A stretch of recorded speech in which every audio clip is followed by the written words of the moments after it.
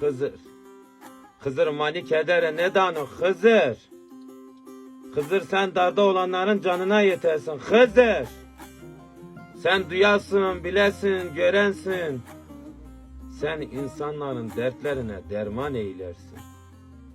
Allah'tan emir oydu ki Hızır herkesin canına yetsin diye yolladı seni bize. Hızır. Hızır kem ki tenge daru yardım bükero Hızır. Derde cirandi ver halı ziyandi. Domani, brayı, vay. Sen şahitlik edersin Hızır. Kötü günde davamızı sen sürdüresin Hızır. Hiç kimsenin evladıyla sınamayasın, canıyla sınamayasın Hızır. Hızır sen her şeyi görensin, bilensin, duyansın Hızır. Atın ismi tut bindir, tutarsan her yeri sana cennet eylerler.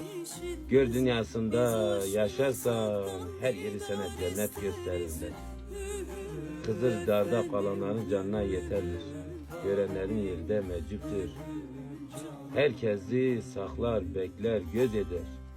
O herkesi duyar, bilir. Sen gençlerimizi doğru yoldan ayırma, kötü yola saptırma. Hak saklaya, Hızır bekleye. Büyüklerimizi bizim başımızdan eksik etmeye, onların yokluğunu bize vermeye. Kazasız, belasız günler bize nasip eyleye. Lokmalarımızı zaya götürmeye, kurbanlarımızı zaya vermeye. Bin kazaya, belaya, acıya, afete, tufana karşı gelir. Hızır. Sen saklayansın, bekleyensin, görensin, göz edersin, işitirsin, duyarsın, bilersin Hızır. Sen bilirsin, herkesin canına yetersin Hızır. Allah'ım.